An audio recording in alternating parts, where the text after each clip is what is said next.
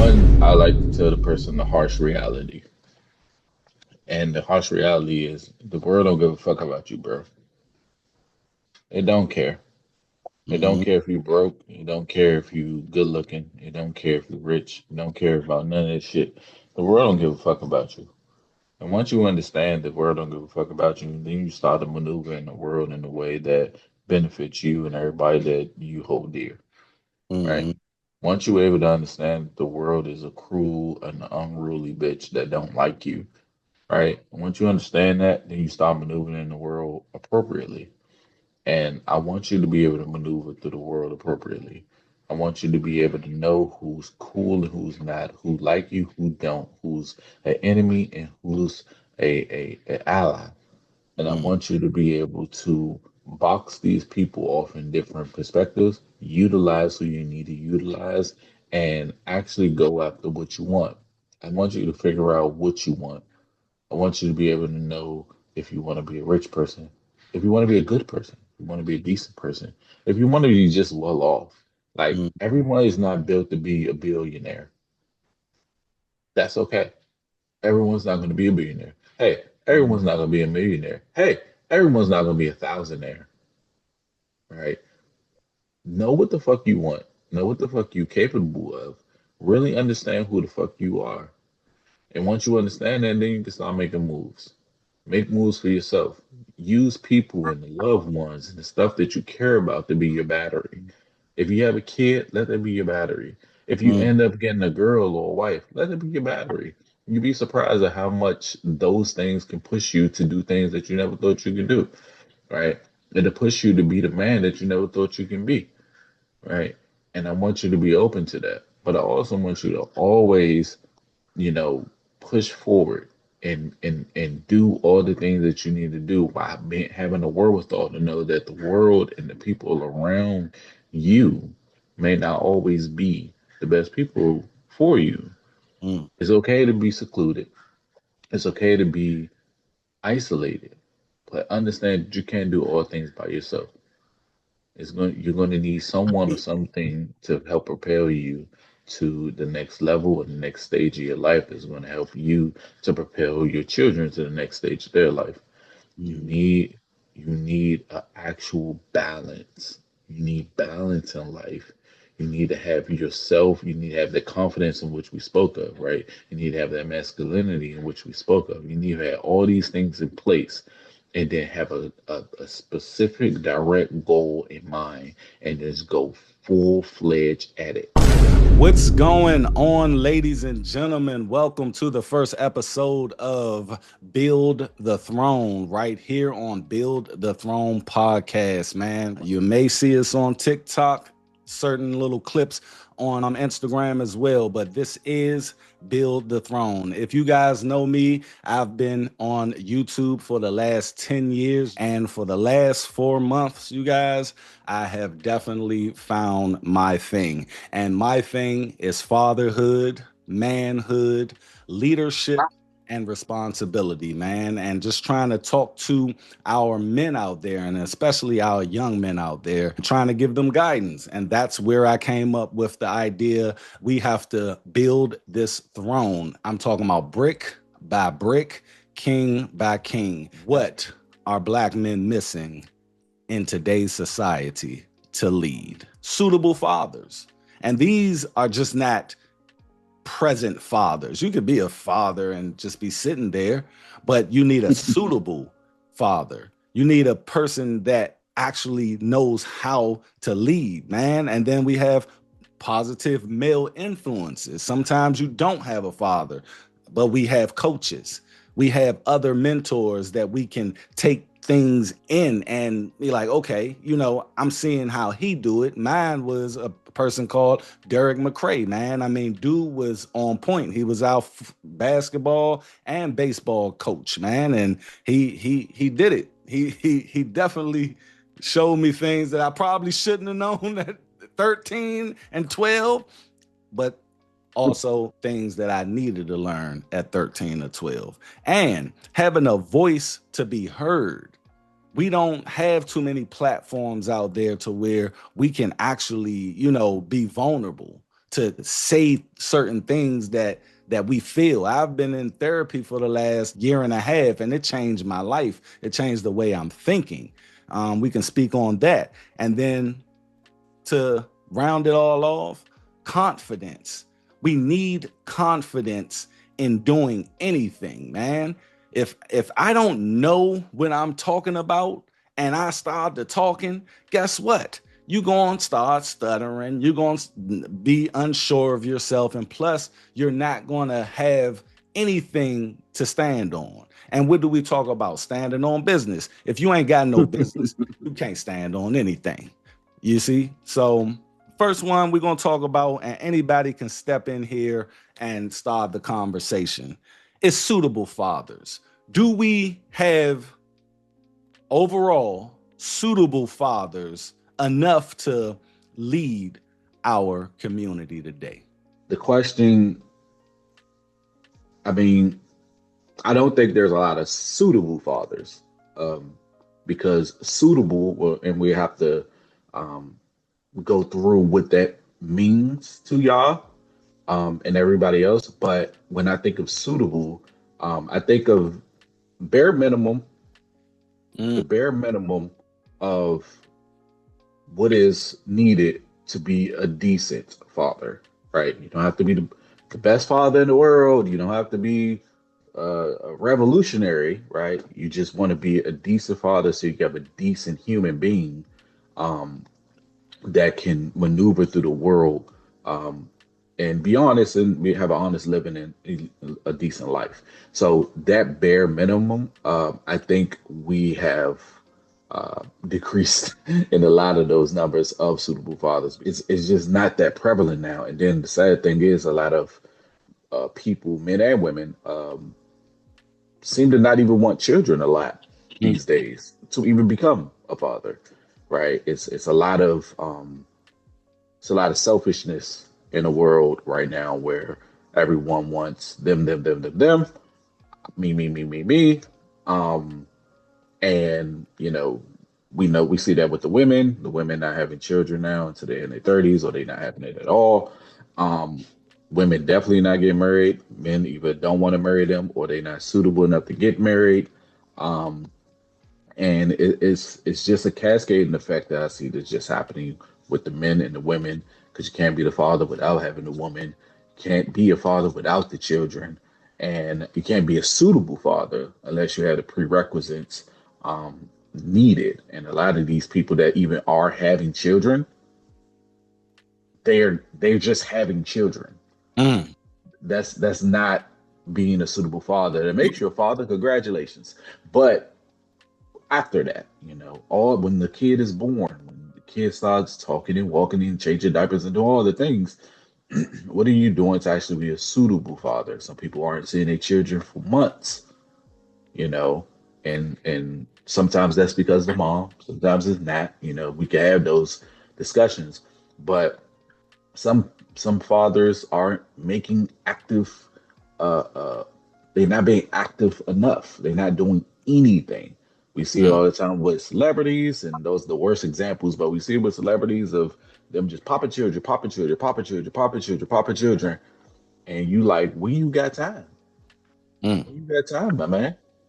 And I'm not saying you got to be with your kid all the fucking time. You're a man, you working, you doing things, you making money, you trying to make things shake for your child, right? And for yourself, of course. But when are you actually able to sit down with your son at some point in his life and have a tough conversation? Have you ever done that? Right? Have you ever talked to your kid about sex, or is it too late? Are they already having sex? Right? Those are the things that's missing. You're not actually instilling important information in your child's head. You just had a child and you dripping them out. Right? Right. They fresh. They're not dead. They're not starving. They're eating. They're doing all of that. But I think that's legally you need to do that, right? So that has nothing to do with the suitability portion. That's just you following the law. But what are you doing to actually produce a decent human? And that's what I think is missing. I think You touched on a lot of things that deal with the biological presence. I'm just that kid's baby, well, that baby daddy. You know what I mean? And then you have the leadership, the active leadership. I think that's what you're talking about. The thing is, I have all girls, right? I wasn't blessed with boys. You were, and I think you were, and I think you were. But the thing is, it's a different dynamic when it comes to raising these little girls. I think now both need uh, guidance, right? Definitely, but I really think the girls need probably more guidance, and that's why that man needs to be there. Duchess was telling me about this guy that was trying to holler at her, and she's about to be 18 next year, and now I'm there to break down why he tried to holler at you, what to expect because you're about to be a young lady. Yeah, I'm not going to sugarcoat you. It's coming. They're going to be Hmm? asking for your number. They're going to be trying to holler at you. They're going to try to do these things. Now, I'm there to tell her or advise her how to respond to these things, to understand what these things are when they come to her. Do you know it's a lot of young girls out there who just don't I know got it. what to say? So what do? They just go along with this guy. They believe this guy. How many times you heard a woman tell you, he told me everything before the baby was born? And then she'll tell you exactly what he told her, and I'm like, you really believe that? Did you really believe that? You And and fell for the and okie doke. sometimes I be like, you know what? I gotta take a step back because when I'm talking to Duchess, she's like, oh, okay. She don't know because she never experienced it. And I tell her, look, everything that you're going to go through in the next 5 years are going to be very dramatic. It's going to be very direct. And these guys are not going to think about you just turning 18 or or you're young. They don't know that. So you have to understand how to respond to them. And I told her also, don't disrespect them while you're doing it because ain't nobody there. And I don't teach about that equality. Every woman that can know, hell no, a man can whoop your ass. He will whoop your ass. And they Watch your know it. tone. I tell them, I say, do not ever call no man no bitch ass nigga. Do not, you got uncles and you got daddies and you got everybody for that. Say, give them, man, stroke their ego until you roll out. And that's why you need suitable fathers out there and not just some dude that's, around. What you got to say, Martellus? Oh, you can see me thinking. So, I know my head shining from the top. That's how you know. He's like, doo, doo, doo, doo. So look, I'm thinking, right? All of this always tied back to the household, but it tied back to how the household ran, right? So some of the women who it look like they fall for anything, right? Because they looking for that acceptance from daddy. So they don't even understand the value of their worth. You know what I'm saying? Like hey, no mistake. Women are they very powerful. Wars, wars are diverged for women. You know what I'm saying? Just because it's like, oh, he got my woman, I'm gonna get that bitch, and then it's like, yo, I'm about to Troy, send. my favorite movie. The Troy was Come on, man. off of that. Hey, so it's like they gotta understand just how powerful they are, and yo, to tap in to what Dutch was saying, right? Where you showing her how to use her power to tame that beast. Because they just walk around like beasts. But the woman is the tamer. It's like the lion tamer. You know what I'm saying? Like, still respect that it's a monster. Still respect that it's a beast. But Mm. also show it the grace that it deserves. And then get out of there. Because he's still hungry. So get out of there. That's the thing. Like when you guys say suitable, I think one of the biggest things that we have to realize is that as fathers, even as moms, none of us. It ain't like when we make that baby, all of a sudden they go, whoop, here go the owner's manual. And you can go through the table of contents and go through all that. So what I think about suitability, because suitability can be relative to your environment, your lifestyle, different things like that. You need to be committed. Mm. You made this child, and you know that this child now relies upon you to get them through, be it male or female. You need to be committed. You're not going to have all the answers. You need to find them.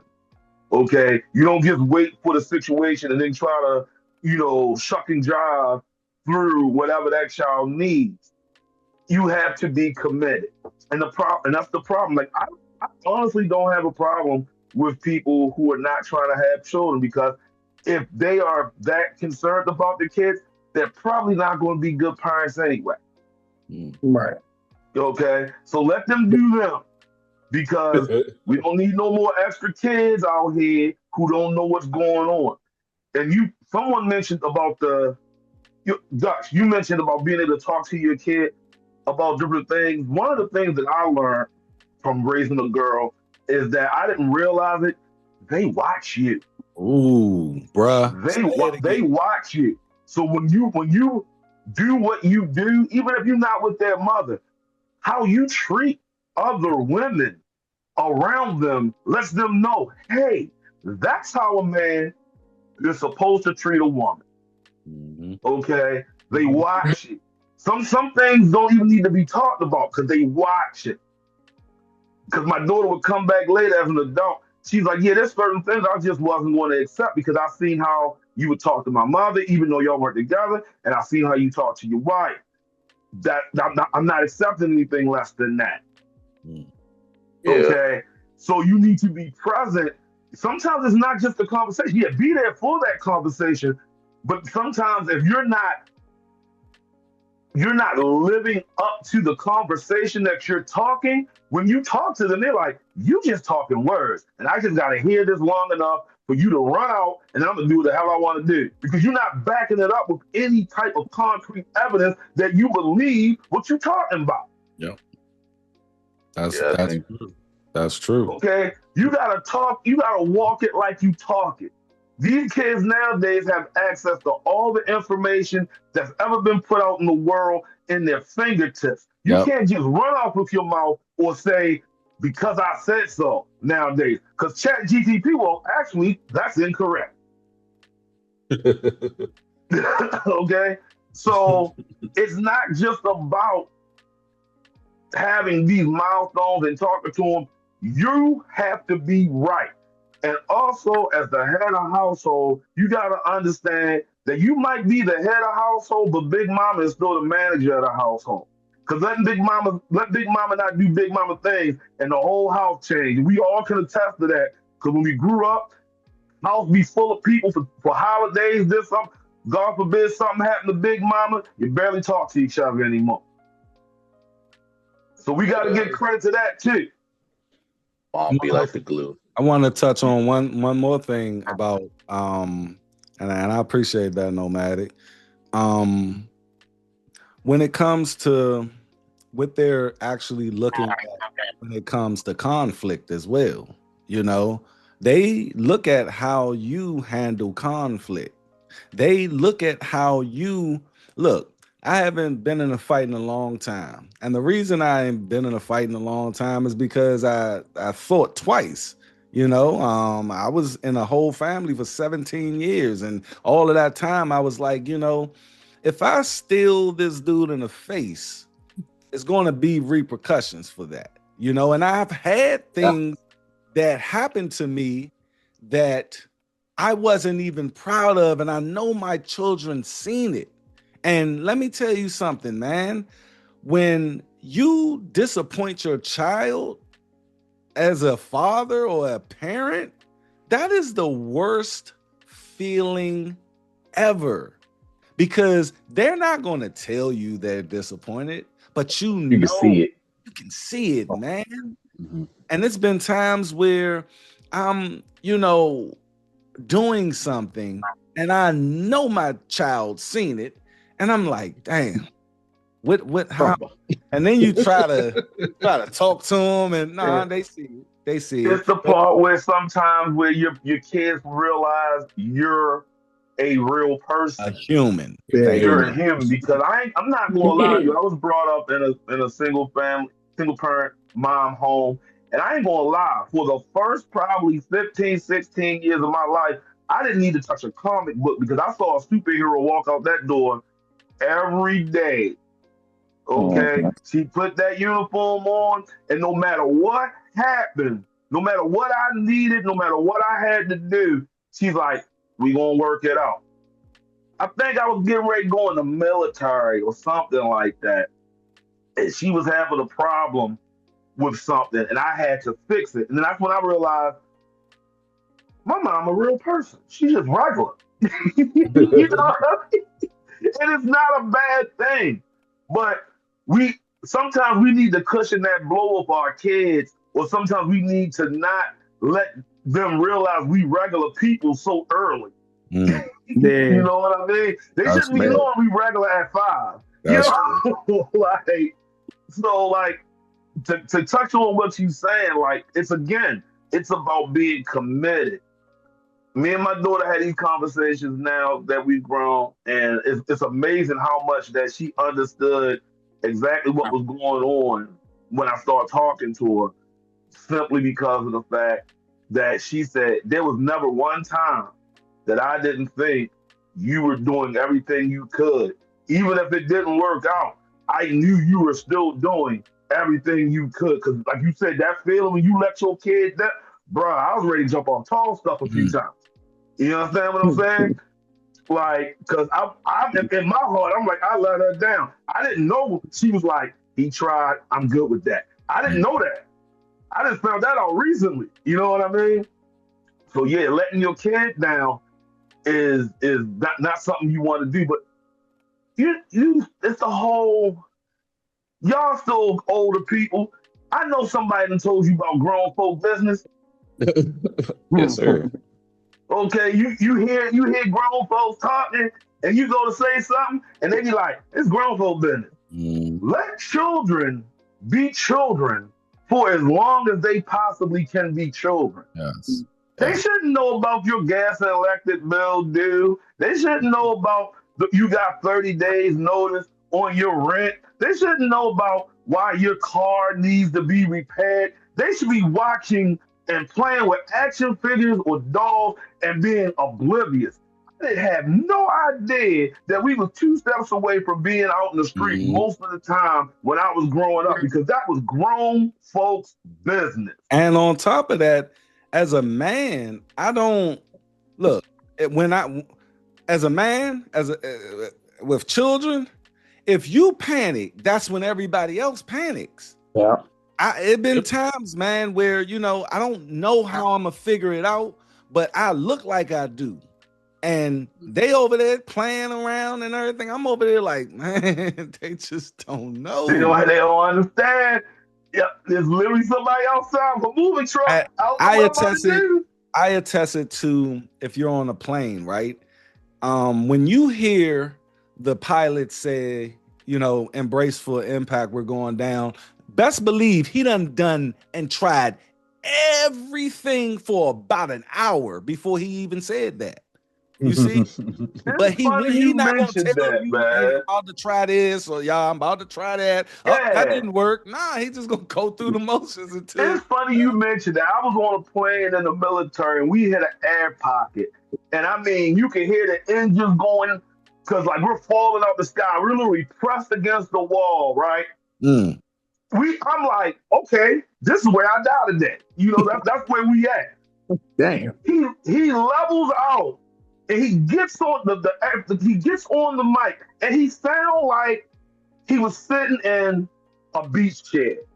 Yeah, we took over the turbulence, but everything is under control. He's like, you guys never had to worry.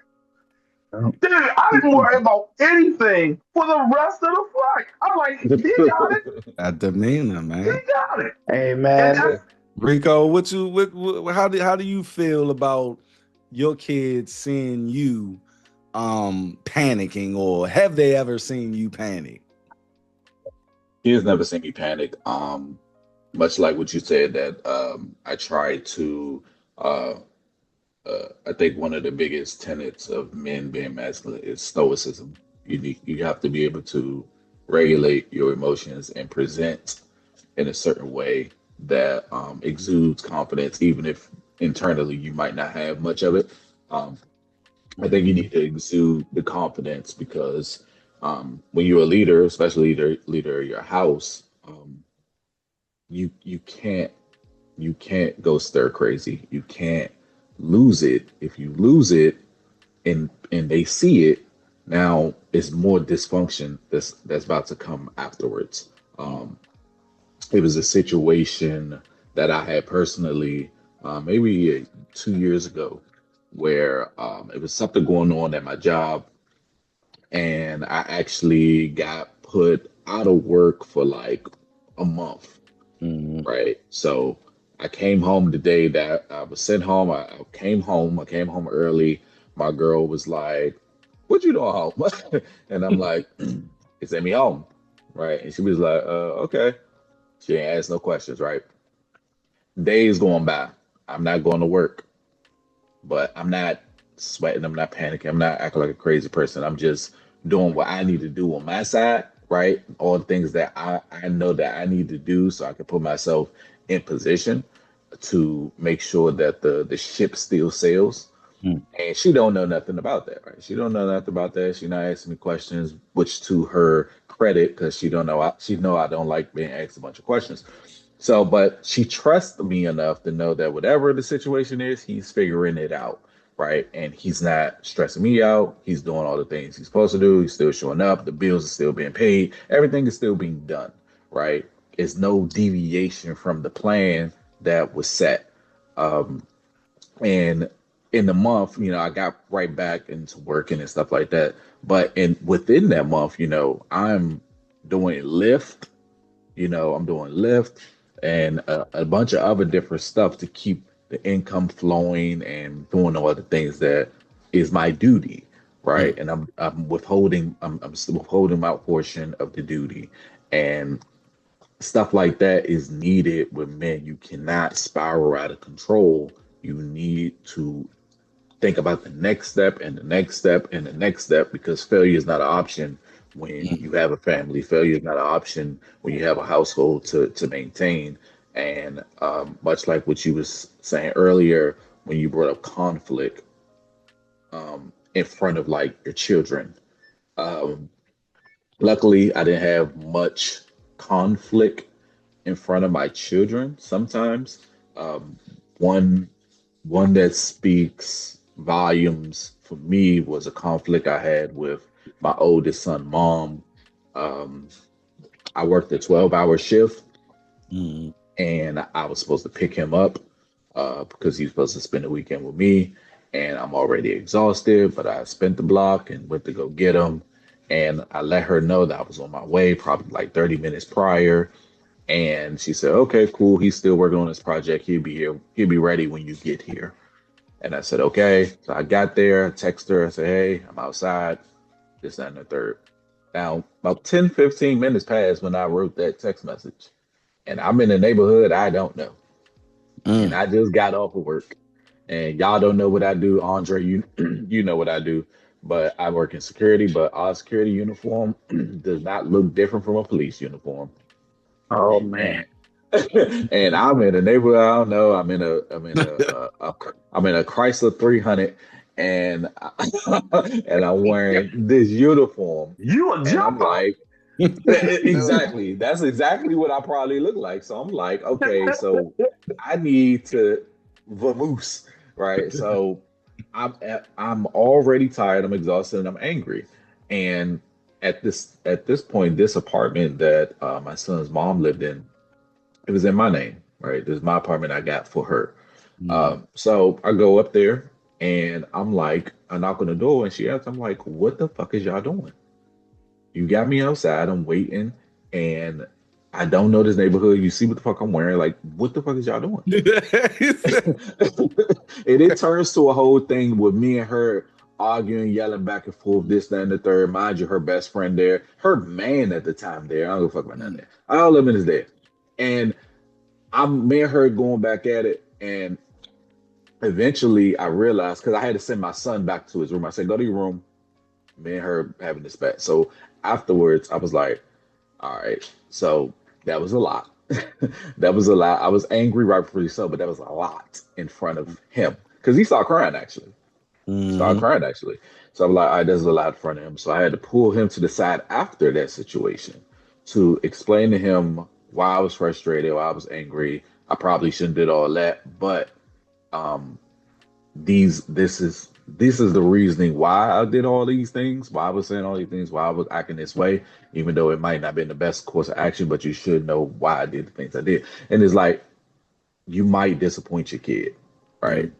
But do you have the time and the ability to explain, you know? And that goes That's back to the other key. point where you saying you're human, right? Your kid's saying that you're human, and the best thing you can do is kind of explain, not that you're human, but hey, this is how I got from here to here, and they might not understand it, of course, because the kids let it, but it'll resonate somewhere in their brain Mm-hmm. as time That- go on, Planting the seed. and That's when they true. remember that That's true. situation. Yeah. Because That's they true. look at Sometimes it. they get stuff and then they don't remember till they get older and their brain can process it better, but it's still in there. Yeah, it's there. What about you, Martellus? Yeah, I was actually, man, Nomadic took that joint right from me, dog, because I was like, yeah, man, like it's what you see now, and it's not gonna be what you see later on. It took me to this moment with so my dynamic, right? Gotta give y'all a little bit of this. My dynamic. So my father was in my life, but then I also had a stepfather too. Both of them family was it looked like they was just cool with each other. And I was like, damn, this is all right. I got two daddies. I was like, ain't It's nobody all gonna ever right. fuck with me. You know? Now the dynamic of it is one one dad was cool, calm, and collective. That was my father, Willie. He was cool, calm, and collective. My stepfather was like Malcolm X. He like, man, punch that nigga in the face. Like, you know what I'm saying? My father is like, there can be many ways to skin a cat. And sometimes you gotta be able to use both. He was in the MLK. Yeah, he was Oh, MLK, Malcolm X. I had what was it? I had Charles Xavier and Magneto. Oh shit, that's a wild example. He put Bro, that's spot on, man. because I was like, damn, he always so like, and my stepfather curse a lot, then my father be calm a lot. I got two good things from him. My I'm gonna go with my stepfather first. He was. I used to wonder. I was like, damn, he just be sitting in the living room. I was like, why he look like he's watching the same thing? I was like, hey, you don't want, you catching any of the games? It looked like the same movie or something like that, right? What I didn't know was so look, no. He's watching the same movie, and then he like, hey, he said, Marty, let me holler at you real quick, right? I'm like, oh, okay, hey, what's up, man? Spinning around in the chair, like, what's going on with you? I'm thinking he gonna show me some moves, like that's where I learned how to fight from. So I was like, I think he gonna show me some moves. He say, if I gave you this hammer, what what you think I want you to do with it, or what would you do with it? And then I was like, probably smash something. I don't know. He's like, so you just go straight to that. He said, what else you Destruction. think? Come on, open up. And I was like, I mean, I probably build something. I don't know. Okay, we gonna grab the stuff to build. I mean, like wood or something like that. What he was showing me was like, and then he took the top off of the hammer, and then he put another piece on there. He's like, what would you do with this? I was like, oh, that looked like a little axe thing or something like that. He say, so what you got with this one? And I was like, well, I don't know. I don't know what I would do with it. And then he was like, look, it don't matter what's going on. He said, as long as you got tools, you can find the resources. He said, but you gotta have them tools first, Marty. If you don't have them tools, you can't build a motherfucking thing. I ain't really get what he was saying. I was like, I mean, the house is built. What we talking I was what you talking about? about? My father in another scenario, same thing. He kind of in the room just chilling. It's like it's just quiet. I said, damn, this remind me of the room. You know what I'm saying? My stepfather Big Girl was in. I was like, this remind me of this. So he in the room and he saw me get frustrated. He saw me playing I was playing football, frustrated that we lost. I was like, God damn, going off. Cause I was like, we should have won. So he said, hey Marty, I'm gonna just let you know this. He said the calmest person in the room controls the room. If you the calmest person, you can think of all the different ways that everybody else needs no. He said the calmest person in the room. You can think of the many ways of how you can deal with something and you got plans of action. He say, and then he, tapped me on the chest. He said, always be the calmest person in the room. You'll get through anything. When I got older, what my stepfather was showing me was to me, this was to me, because what I didn't realize when he was sitting in his dark room, the room was dark because we ain't had no damn lights. But we didn't know as kids. Mm, I was like, damn, this shit look beautiful in here. We got candles and shit. He watching the show. It wasn't no TV on. That was the VCR playing. He just had some playback shit playing on the VCR, and then he just made it look like something was going on as he fixed it. mm, My father, he was just dealing with stuff emotionally, but he was like, I can't lose control. If I lose control, I lose sense of all direction. And I think that's one thing we got to instill in the kids is the ability to learn how to begin to control those emotions because you need them all. We need all of them. I used to think like, man, I don't want to be angry, but you need that fuel sometimes. That should have pushed you through a lot. And for my stepfather's side, the tool creator is like, yo, you need to get tools and the resources. So when I use that now for life, I'm like, and in this life now, the tools is the money. Don't look at money like it's just because you'll be behind so much if you just keep trying to pay this and pay that. Find a way to use that tool to build something you need. You know what I'm saying? And that's where when we go back, that's why you need those knowledgeable father figures. You know what I'm saying? Even my uncle came out of jail. He showed me at least like I almost damn near know how to make a tattoo. mm, Give me some ink, mm, give me a little hot glue. Like, hey, no, it's ridiculous how they was giving us those messages without losing their armor or making me see that damn they a real person. mm. I thought nothing would ever happen to them. Right. And It's so Wanna it's. ask you, wanna ask I'm you gonna guys say, a question. go ahead. Where do because we can't show our wives or our girls this conflict we're having within ourselves, this stress, everything that we're thinking about. We can't show our kids this. Who can we release this to? And because at some point in time, a therapist got to have a therapist. You see what I mean? So I'm gonna pose that question. Hey, Where I do was we just, you release? must have been reading my Where mind do because we I was release? just saying that. That's where, honestly, I'm be real with you, even though I'm older than you. When we used to work together, and me and you would chop it up, that was literally my therapy because I couldn't go nowhere hey, else to talk about it, and I was so mad about some stuff. I was like a bale painted away from just giving it all up. Let me go out here and just wild out. I'm gonna crash all the way out, and this is what's gonna happen. And Mm, me and you would talk, and then we would be able to. It's important to have. I didn't say you got to have a ton of them, but it's mm, important to have a few male figures in your life. You never stop needing mentors or peers that you can actually talk to who's going to give you positive information. Going back to like when I was a kid, when I had the older heads, and they would be like, nah, little man, this ain't for you. They cared about me. We still need men in our lives, even though we are the masters of our ship. We need to talk to the other ship captains from time to time. yeah, yeah. And then we also have to have constructive hobbies too. Some things to put our energy in that aren't going to take away from the family as well. Because it goes back to what I was saying, why everybody was looking old at 45 and then dying off at 50. Because if you can't keep all that, you're right. You can't, if you're the head of the household, you can't show that level of nervousness. But you also can't just bottle that up and compartmentalize and put it in a box Because eventually it's gonna be a lot of damn boxes. And then when the boxes start falling over, now you're looking real crazy. Yeah. Okay, so you gotta still get it out. That energy don't just go nowhere. It's gonna be there. And if you don't do nothing about it, every time you do something, you gonna feel in the back. I'm about to come out. I'm about to come out. I'm here I am. And now where you gonna be at? Mm. Mm.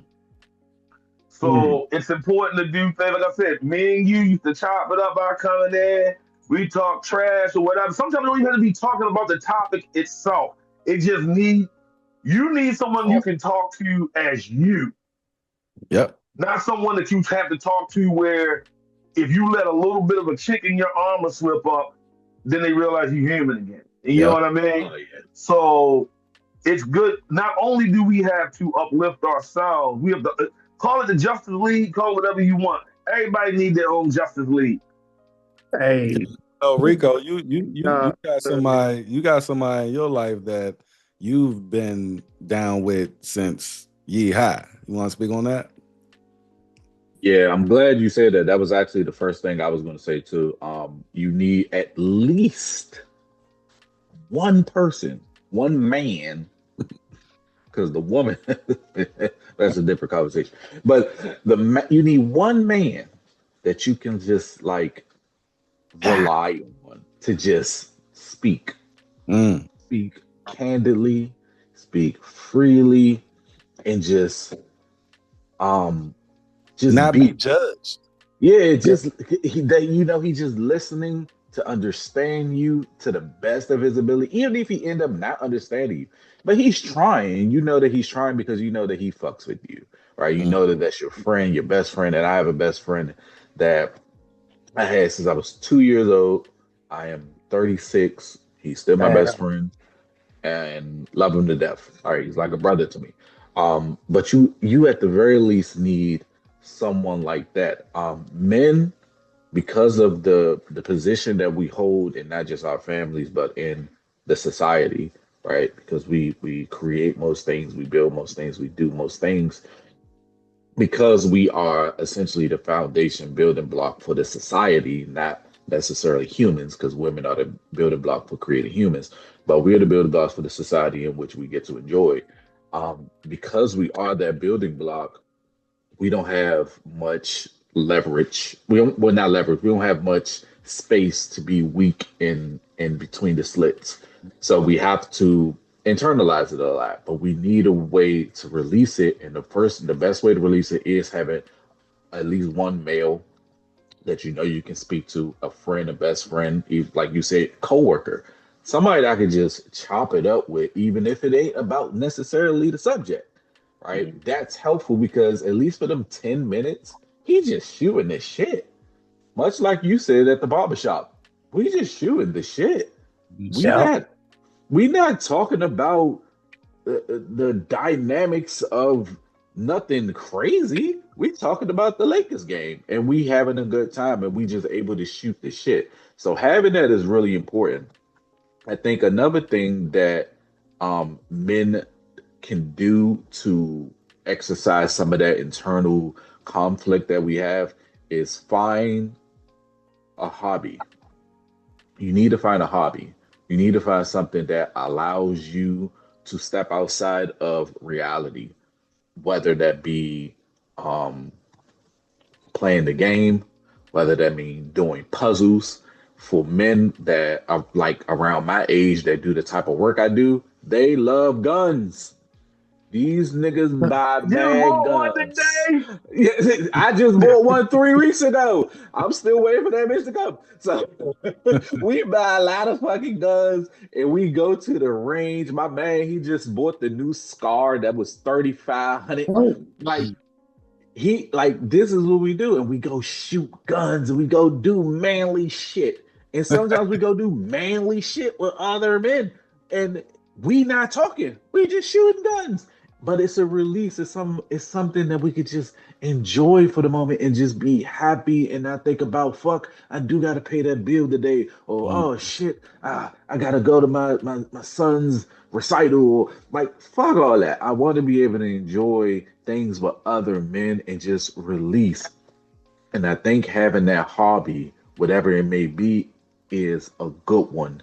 And I say the final one may Facts. be, and this is what I do personally, right? So I'm not recommending it, but Mm. what I do personally, and listen to me carefully, because I don't want you to think I'm crazy. So what I do personally is I talk to myself Ooh. out loud, Oh, like nice. out loud. I There's like nothing crazy about that, brother. Bruh, I do. I'm just talking. It's like I'm talking to an audience, but not an audience. I'm really just talking to Affirmations me. it's actually hearing it. It's actually Yeah, when you hearing hear it through It your something. helps you work. brain. It helps you work it out. It helps you work through it by actually talking. Yeah, I know exactly what you meant. yeah, You and that gave me helps me to confidence right release there it. because I wouldn't even said that, Joy, because I'd be like, I know I'd be tripping. And then as soon as I hear the door open, I'd be like, man, you know what I'm saying? If I could, like, I do all, no, I'm And my pausing. wife have called me a couple times. What you say? Nothing. I ain't say Don't nothing. even worry about it. Don't even worry about it. Is that what you said? No, but you need to be able to talk to yourself and hear yourself speak and like really suss. And it can be about anything. Like sometimes it could be something I heard somebody say like a few hours ago, and I'd be like, and I just break down whatever they saying in my perspective to myself while I'm driving, Yes. and I'm like having a whole lecture Yep. to myself just to get that out, right? Because I might have not got it out in front of that person because it would have caused the whole thing, and I'm 36. I'm not trying to have that type of situation. So, Mm. but I'll do it in my car while I'm on my way home, and I'm just talking, I'm releasing. It's out. It's gone. It's gone. It's out. You Right. gotta I let said that what I had to energy say. out, man. You can't keep it Yeah. in. That's what I think. You have people are looking a lot younger, a lot healthier, being a lot healthier. We're not keeping that negative energy in as much anymore because we know keeping it in destroys you. I hate to say it, but it's like that Star Wars stuff. You seen Emperor Palpatine. Yeah, but that's how they have us running around looking like we gotta wear hoodies and whatnot because we all jacked up because we keeping that energy in. We gotta let it out. Mm. Yeah. And that dark And side take it over you, feels man. better when you Yeah. do that too, because that energy, that's I had to learn that, man. I feel like I learned that recently, probably like about like 7 years ago. And I was at that time I probably was like 30, 33, something like that. I was like, damn, man, like this shit is getting on my nerves. Like I was like, how do I and I started to notice, I was like, oh, you know what? I ain't really got no outlet for real. Until I get on the game with my boys, we ain't even playing the damn game. We just in the lobby and Mm. just talking. And then I realized, like, damn, I feel good. Like I got up, felt good, and it never clicked till until I started getting older. And I was like, not that I need somebody to dump stuff off for, but I was like, yo, I need to offload this. Mm-hmm. I offload it. I feel like my shoulders don't feel so heavy. I don't feel like I got the weight of the world on me no more. Let me hit up my boys real quick. Hey, Yeah. what I I want to don't drink think we something? realize as men how much we stay silent. We like we stay silent far too much sometimes for our own good. Mm. And like what you talking about, let me hit my boys up. Let me play the game. Let me get some range target therapy. Whatever. I got a homeboy. He's still big on the RC cars. He got RC cars do like 150 miles an Yeah. hour. Like how you Damn. control that Yeah. joke? Like I can't even see it. You know what I mean? But I think it Like goes to our next element because we already touched on by just organic conversation the positive male influences on other yep. males, but a voice to be heard. I think when I was growing up, right, I was very quiet. If you know me today, you would think that I was not a mute. I was a straight up mute. I did not talk at all. I was just yes, no, maybe so. I don't know. And I caught my voice in world history in college. And it was this white lady. She looked like Ricky Lake. And I forget her name, Shit. but I That's did a hilarious. World War II paper. And I was really into this, writing it down and typing it and all of this, right? So I I wanted to just read this in front of the class and get it over with, though. But she challenged me. I never got challenged. No one wanted to know my opinion when I was 11, 12, 10. I didn't get asked these questions. I stayed back in third grade. I thought I was stupid. Like they literally thought I was gonna be living with moms in the basement forever. I Stay was back never, and forth. yeah, I was never thought to be nowhere near where I'm at today. So when she asked me after I read that paper, she said, "Oh, it's nice paper. Now put the paper down and tell me what you think about the war." I said, "I do have a lot of thoughts because I had a lot of thoughts as I was doing it." The But matter of man, I sat up there and talked. And this is the first time I'm trying to tell y'all. This is the first time I felt like I had a voice. And I'm sitting there and she's going in the questions and, what do you think about Hitler though? I was like, well, I don't like him. I think he's evil, but I do think he's a genius. And she was like, why do you think he's a genius? She didn't judge how I thought. She just wanted to hear my thoughts on it. So after that, you know, and it's a detriment to me sometimes, but it's a gift and a curse. But I'll rather have it than not have my voice. But sometimes, which goes to the element of what we're missing, I had to change up my platform so many times because of the age in which we're in, where everything is sensitive. I had to silence my voice a couple of times. I had to change up my delivery because this woman does not like how I say this, or this man does not like how I say this. But it's still something coming from within. So I do think we're missing platforms to where Black men can be heard, listened to, respected, and followed. What do y'all think about that? it's a big problem in general, but definitely in the Black community as men, because we're still trying to get over the stigma of everybody, including our women, being scared of us. Mm. Our tone, the way we say things, the way we move. Like Way you I'm in look. I'm in law enforcement myself, and I remember before I really got involved in different things, and I wanted to be a teacher. Like I wanted to teach K through 6. I actually worked for the school system for a little bit of time to try to get in the program. And I remember on parent teacher conference nights where I would be with the teacher and the parent would come in and they'd be like, yeah, this is, they would introduce themselves. And this is Mr. Damon. He's my assistant. And the parents be looking like this. Like, And yes, I'm sir, like, too. what are you looking at? Like, and I'm talking about the kids and I'm excited because especially if the kid was doing really good in school and everything. And I remember, like, I thought it was just a weird off vibe. I remember talking to my mom about it one day. She's like, dude, you are 6 foot tall, 200 plus pounds, and Black. Mm. She was like, that With hair. automatically puts people on defense. Automatic threat. Default. With Yeah, hair. automatic off break. She said, if you look at all the stuff on TV, you fit the description. Damn. Oh shit. You the statistic. I was like, You That's the and, whole crazy. and my mom was always straight up with me, but she wasn't wrong. They don't know me. We Right. we don't get the benefit of the doubt as easy as other folk do. So we have to learn how to.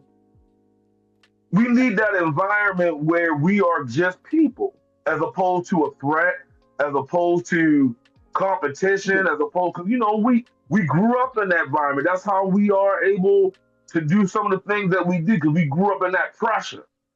But that pressure isn't necessarily just for one person. That pressure can be for a group, and we can get through that pressure together. And that's what The I opposite. think we need. But No, I was gonna say, and the opposite of that is because now I'm starting to realize the word that we are looking for, or sometimes it eludes us, right, as men. And we was talking about the barber shop, and talking about strip club. It's peace. It's a momentarily peaceful place to be at. I don't have to worry about nothing. I ain't got to worry about no bills. I ain't got to worry about if I have to fuck this dude up. I ain't got to worry about nothing. This is peaceful, and this feels so good. And then once you leave there, you like, okay, I can live to fight another day. Now I can fight a few weeks off of this. And it's like, yeah, we kind of lost. Yeah, yeah, we lost that we lost that common ground. You know what I'm saying? Like, cause I mean, I don't know about barbershops high now. People kind of do their own thing. They don't, you know, they got mobile barbers now, so it's Man, really I ain't got no hair no more. I can't be going to the shop. sometimes you know I just You get your sometimes man done, man. Get six my on shit my shit grow back like the West Side sign. I'd be like, yeah, yeah, I him. gotta cut this joint down. Don't Man, worry, I'm right behind you, like cuz. one time I told my wife was like, excuse me. I turned around, I was like, Kakarot. Yeah, and I was like, God, I gotta cut this. I got deep Hey, V. chill out, cuz. Bruh. That man said, I got the Vegeta popping. That's About to crazy. go sail, Super Saiyan 1. Let me get. I'm on the wall talking about. Let me get that Prince of all. Yeah, let me get All all. sense. No, I Yeah, like you said though. I think that the like Andre was saying with when a voice, like a man having a voice, a black man having a voice, and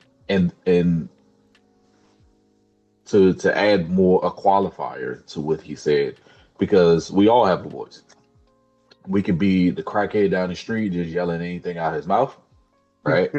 He got a voice, but nobody gives a fuck about what he talk about, Mhm. right?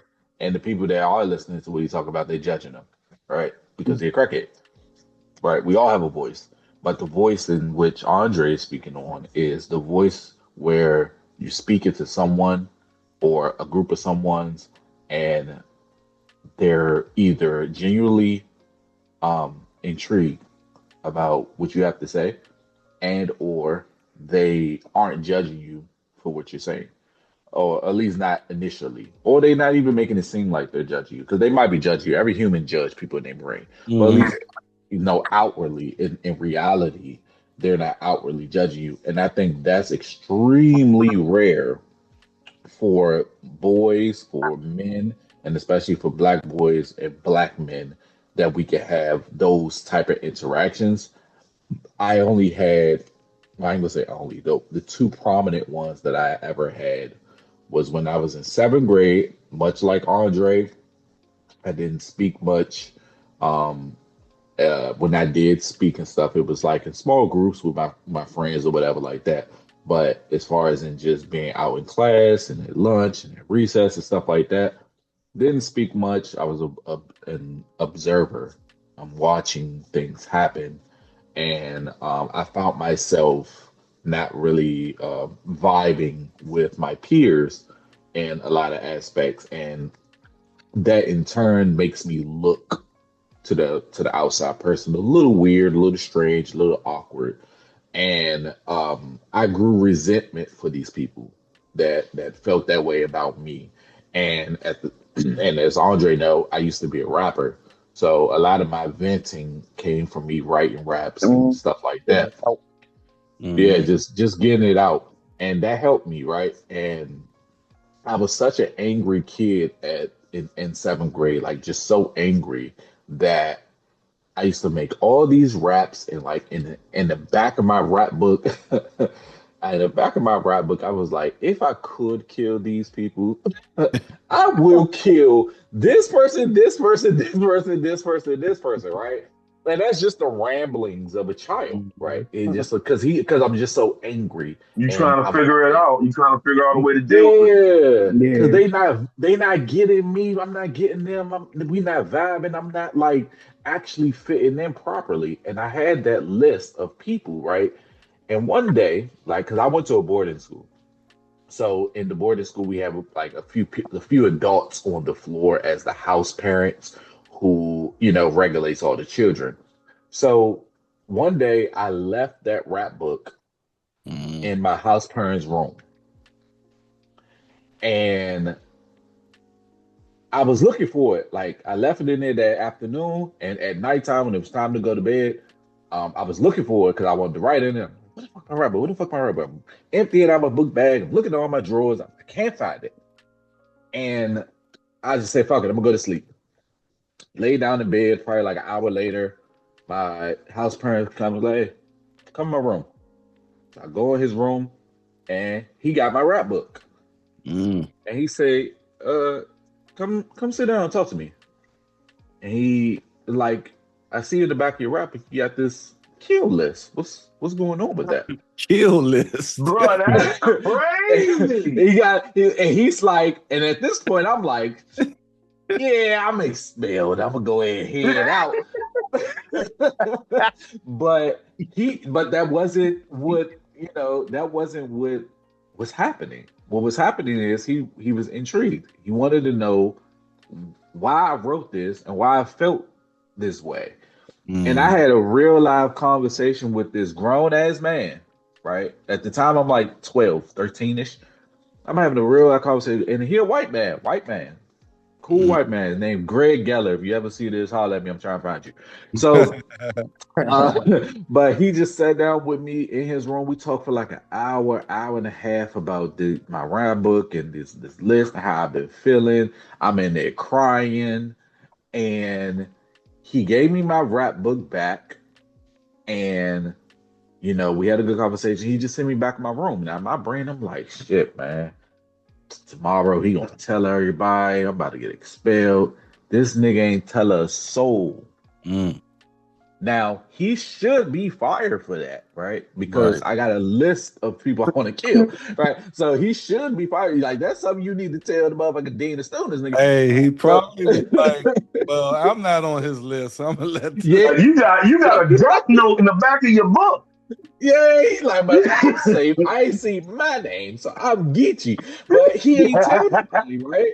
And I felt so much like respect for this man. Mm. And like I went to bat for this man, like when other kids, like throughout the rest of that year, when other kids was kind of like giving him shit. I'm like, hey, bro, don't, we're not doing that. Now with Mr. Man, Gallo. We're not doing that with Mr. Geller because he not one of them. Like he not one of them. He really fuck with you for real. Like you just don't know he fuck with you for real. Mm. And that was my experience with a man, right? That just allowed me to have the voice. And I had an experience with a woman who allowed me to have a voice because again, like I said, I used to rap. Our teacher, our English teacher, Miss Starnes, love her to death. Miss Starnes used to have a do now. I don't know if y'all kids still have do nows or stuff like that. The first thing you do when you walk into the classroom is something on the board, and you have to even do like an equation or answer a question or something like that. So our do now used to just be a word or a phrase because it's English class, and it's a word or it's a phrase, and you could do whatever you want with the word or the phrase. You could do whatever you want. And I was known to always rap. I take the phrase and I'll rap and I'll let everybody else, because everybody can share. She let everybody share afterwards. And everybody is share, and then everybody know that after everybody share, then Rico comes. And he's gonna rap. Everybody know I'm gonna rap. They just waiting for everybody to go, and then I'll go last.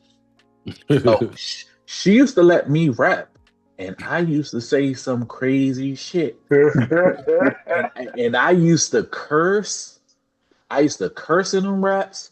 I used to talk about like, just shit you're not going to be talking about in school, right? And she let me rock. She never stopped me. She never told me to stop. Mm. She never said, "Hey, don't say that." She didn't do any of that. Now, I wasn't saying a whole bunch of motherfucking cuss words. Like I wasn't going crazy. I might have a cuss word or two, and I'll say it, and she would never say anything. And she just let me be. And I used to love that about her. And one day we had to have a joint class. We was in another room. We had our class and we had another class inside of the room. And we did the same thing we always did. So we did on the do now, and I rap. While I'm rapping, that other class is listening because they're not too far away.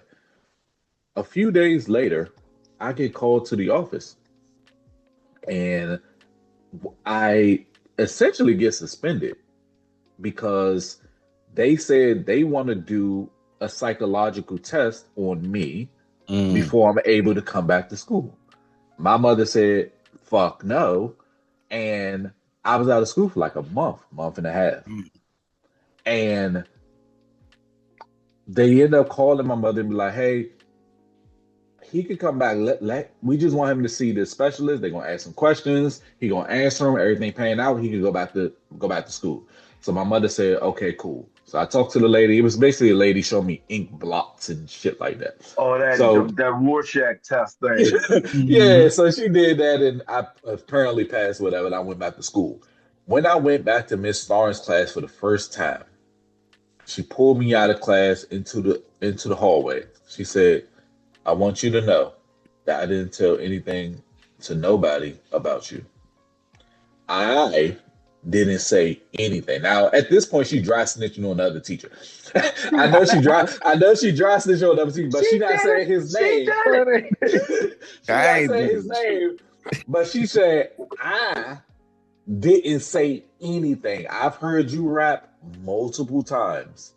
I didn't say anything. And again, another situation where you just respect the shit out of the fucking adult that just allows you to be knowing that you're a child, that you're a boy, you just try to figure it out. You're using whatever medium that you have to actually get things out, to say what you want, to have the freedom of speech that we got in America, just to do that and be heard and listened to. Very fucking rare instances for men, but when they do happen, it's like a tattoo to your brain, and you don't forget it. And it's very cathartic to be able to have those experiences. And it's sad that we don't have those experiences often, and we don't have the mediums to do it. And when we do it, we are berated, we're belittled, we told we pussies, we bitch ass niggas, you a sucker, you are everything up under the Every name motherfucking you can sun. possibly think of. Yeah. Every name instead of I feel you, bro. Yeah, And that's that's it. sad, I bro. think that comes from. I mean, of course, yeah, that comes from trauma. But I feel like when people see that you can start to shine your light like that, they get nervous or scared because they're like, "Oh shit, wait, do I have to show and tell? Do I have to share?" And they get scared. So what they do is they deflect, like, "Oh man, that shit for bitches, man. Like whatever." Like trying to downplay you because they really like, damn. I hope a light don't get shined over here. I'm not ready for it. I'm scared. Nobody looks at me anyway. And it's like all the time, like, brother, everybody looking. Yep. You that one person that's gonna reach you where you be like, damn, I really feel seen. And that's Yeah. the hard. Yeah, you know what? You right, Rika. We don't got people who see us like that no more. They gone because I mean, really, they gone because social media play a big part too. Like this, everything's so fast. It's like Yeah, everything's like 150 uh, characters or something, man. Like, And they that want that it cooked up fast. Like, that dang. that actually leads us into our last element. This joy flowing. Hey, I ain't even have to pinpoint it. It just went there, man. And I swear you an evil genius, man. How I you don't get know how I did that, because I'm looking down and I'm like, oh, we already on there. And I want to commend everybody on here though, because I'm be honest with you. I'm an instructor. I teach. Hmm. It is very hard to see people of any nationality who know how to articulate themselves now the way you guys have been articulating yourselves on this podcast. People don't know how to speak to each other no more. That's why everybody gets so offended, because sometimes people say some outlandish crap. They didn't Yeah. necessarily mean it, but that's the only way they know how to say it. Yeah, So to kudos, be able bro. to articulate yourself and put your thoughts into words like this, if anything comes from this podcast, is that maybe other people might see, hey, you know what? Let me try and learn how to do that shit. Yeah. Because it's not normal no more. It's Yeah. not. It's not. And I appreciate that, my brother. And like you say, we used to be at work every night. My man Martellus, he my co-worker as well. We do it at work, and it brings us to our next element of what Black men are missing to lead in today's society, and that's confidence. And I'm gonna tell y'all, my love language is words of affirmation. It's something about that, because I was young and I never got told, hey, you're this, you're that, I thought I was stupid. You know what I mean? I couldn't read until 7th grade, hooked on phonics, did work for me.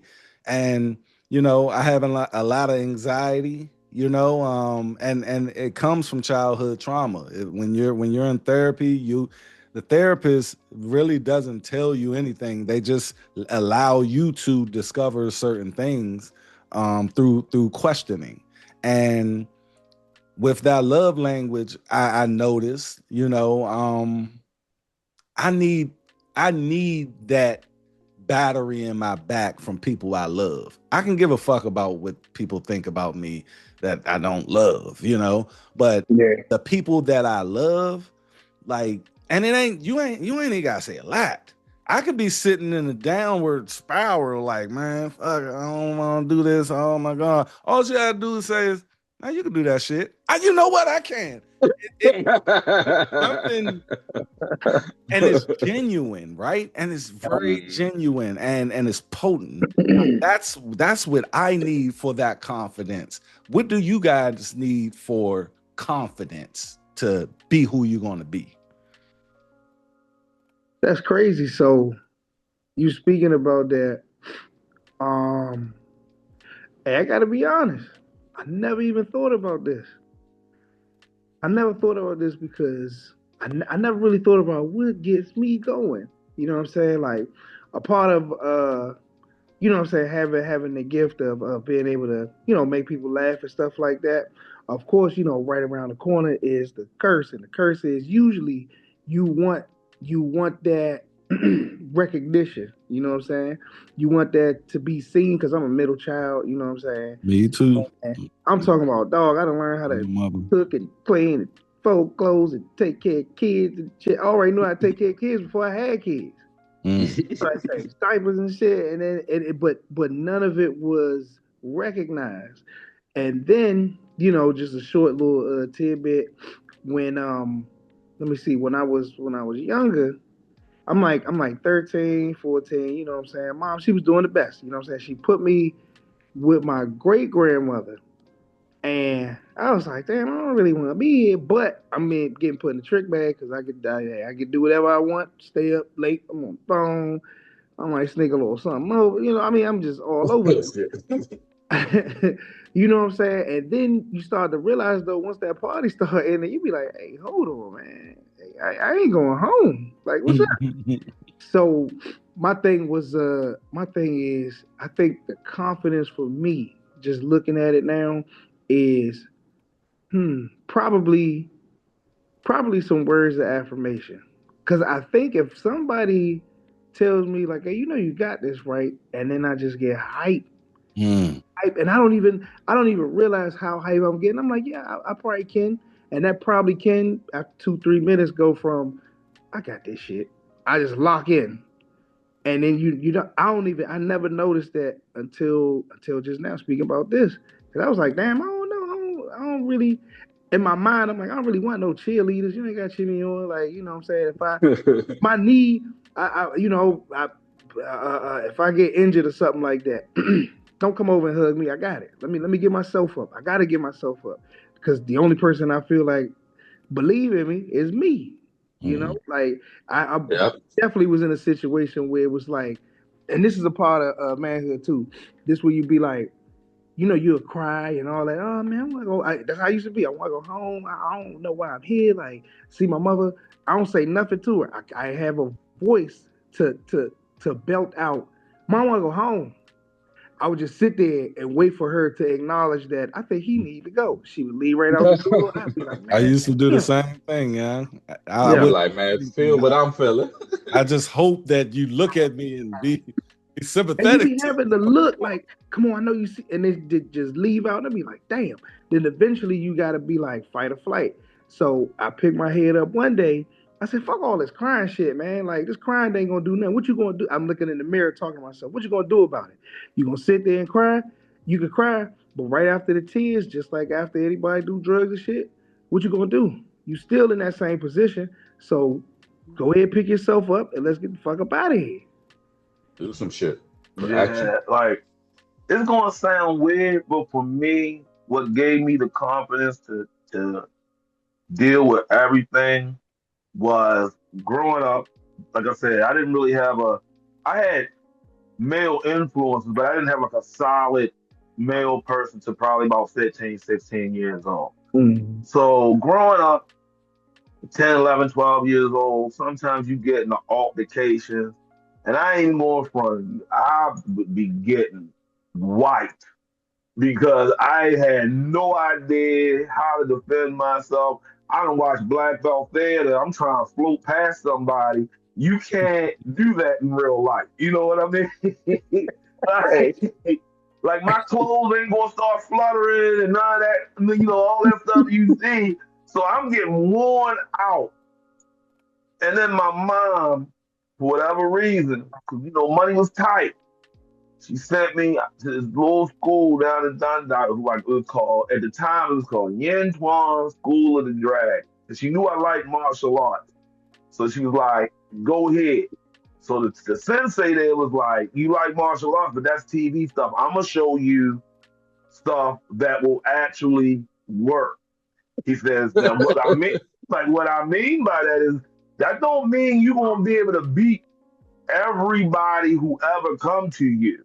But what it does mean is you can take care of yourself. Once I got into that and I started training and I started being able to feel confident that I'm able to look after myself in violent or tough or physical situations, that gave me the confidence. Well, if I can fight this dude, or I can fight these guys, or I can tackle that book. I can tackle that sport. I can tackle that research paper because none of that's going to hurt me. Yeah. You know what I mean? And Yeah. I know that sounds weird, but that's what that made everything else. If you're not trying to kill me, comparison. everything else is good. Yeah. Unless that encyclopedia gonna get up and start bucking shots at me, I'm gonna go ahead and read the encyclopedia. Yeah. You know what I mean? So that having the confidence, again, not saying I'm the second coming of Mike Tyson or anything like that. Just that you know you can handle yourself. You're not going to just get pushed over. Yeah. Nothing else I in give life. you some work. Yeah. Nothing else in life is a problem if it's not going to try to harm you. So that's what. Hey, you want to talk to that girl? Is she gonna punch you? I'm gonna go ahead and talk to her then. You know she gonna punch me? If not, I'm if she's not gonna punch me, I'm gonna go ahead and say hi. Whatever it might have been. I'll tell you what Pops told me a long time ago. Like I said, I was young.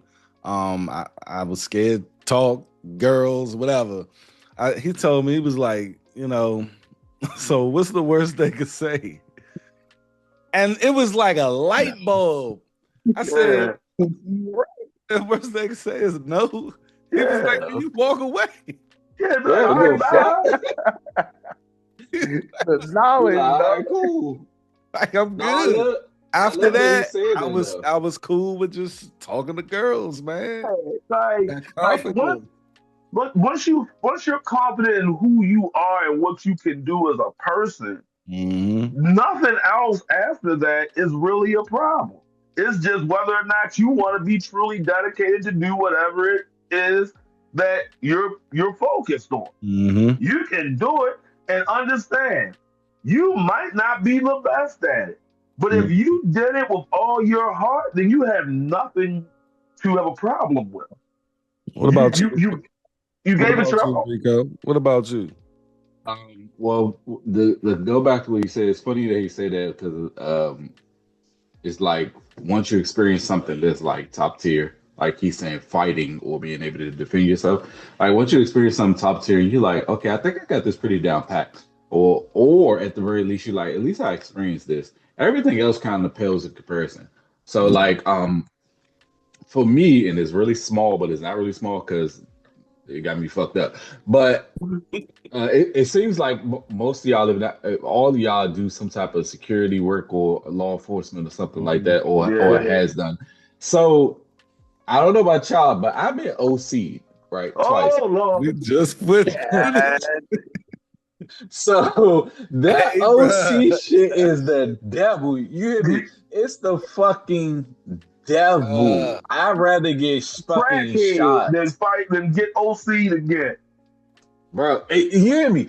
I'd rather get shot than get OC. I'm trying to tell you because that shit lasts too motherfucking long. The discomfort lasts too fucking long. Bro, So, but I've been I'm an OC OC twice already. instructor, and I had to get it Ooh, done again, mm. and I was ooh, mad as God, hell. man. Oh, I feel for you. mine was I feel about for you.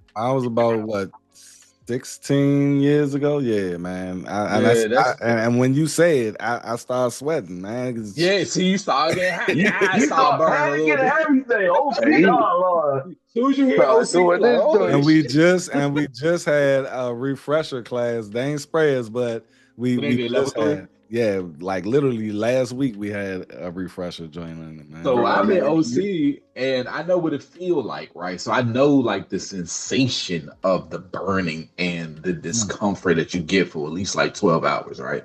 Yeah. So because I know that, right, and that's one of the top tiers of discomfort, when I get soap in my eye, I don't care. Mm. Yeah, I never thought about it like that. You Right? 100% right. Anything less than that is like whatever. I Yeah. don't care. This is not OC, bro. I don't give a fuck. You can put the whole soap bottle in my eye. And I'm gonna be like, damn, this shit suck. And I'm gonna try to get it out, and I'm not going to panic at all, right? And I attribute that to what you saying. Like once you get to this threshold of, it's kind of like if somebody survived like a near death experience and shit like that. Yeah. Like when you get to those extremes in life that could either end you or significantly disfigure you. Like me, I got hit by a car 3 times, Damn. right? Throughout my life, not in one time. I'm saying, Through- That's I was gonna crazy. say, hold up. What Distinguish kind of I game he was through- got playing? twice in So one time. throughout the duration of my life, I was hit by a car 3 times, right?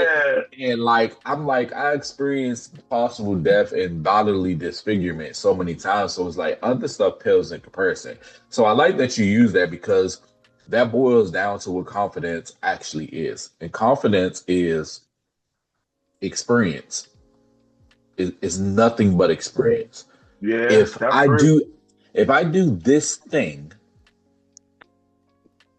what is my experience with doing that thing, right? And if it becomes a good experience, confidence grows, Mm. right? If I draw and my mother say, "Oh, that's really nice," I gain confidence. Think Mhm. of it like a video game. You keep doing it and you keep getting good results, good results, good results. Confidence grows, confidence grows, confidence grows. It's nothing but experience. Mm.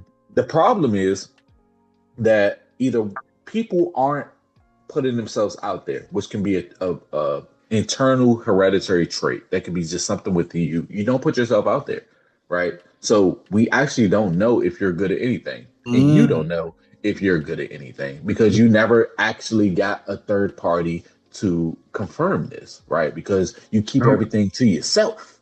Mm. You're not building confidence when you do that. If you're not actually going to get the third party um, perception, you're not gaining confidence. You're a hermit. Mm. You need to be able to actually do things in the world and then get reactions. So I actually was having this conversation with a girl that I've known a while ago, and I was like, "You need more confidence in yourself." And she was like, "What do you mean?" I was like, "Because people have need to tell you more often about who you are. You don't put yourself out there enough for people to tell you who you are, and now you're not building confidence Mm. because the most confident people in the world is either um it's very rare, but sometimes they born like that. Yeah. They're extremely boisterous people, even if they don't even have the right to be, right? They Mhm. just outwardly confident. And then you have It's like the average that's people. Donald Trump. I think Nah. Donald Trump is that. Nah, for real. I think he is the type of person, but I don't know if he was born with it, but I I think he think was raised with it I because he was think he always was rich. raised with it, Yeah. and it developed his personality of your man thinks highly of himself. Oh, Yeah. for I sure. Yeah. don't Wait, think, wait. Yeah, he but has, yeah. I don't think he actually, don't you know how, we can go out and be like, yeah, some this, some that. But when we're by ourselves, I'm like, man, I'm lying like shit. I think he'll be in the room by himself, like, yes, I am the shit. Like, Yeah, Yeah, like that's a he certain level of convinced confidence. himself and that it he could be is what he thinks dangerous he as we is. can see. It can be dangerous when It you could be are dangerous, overly confident. But but I that's where like that you you said need your that though. yeah, but that's When where you you need your peer group. So when you do get that I to am level him you out. moment, your peer group like, hey, look here, player. Silence your ass. uh, yeah, you cool and all that, but simmer But down. you ain't that. Yeah, you ain't Yeah, that. But I like that you said that it can be fake because that's about to be my next Mhm. thing. That your confidence can be a facade, right? And I think that can either help you or hurt you, depending on who you are. But I think confident can be a facade. Like for a long time, I wasn't confident, but I faked confident. From Mhm. like seventh grade to like maybe like 10th grade, it was facade confidence. Mhm. I actually yeah, I didn't have enough things under my belt to actually be confident, yeah. but I needed to like exude the confidence and at least have the perception of confidence. And again, that can hurt you or help you. It So depends, but I do think Rico, you need so perception. Rico, you the way because I'm listening, right? And it's Mhm. like it's something that I heard before, right? Right. You say and not in a negative way, but you're saying like, hey, if you don't have it, fake it till you make it. Is that something Yeah. along Yeah, those That, like fake the confidence, but I think it needs to be to a goal. Like if you fake it, like if you fake the confidence, right?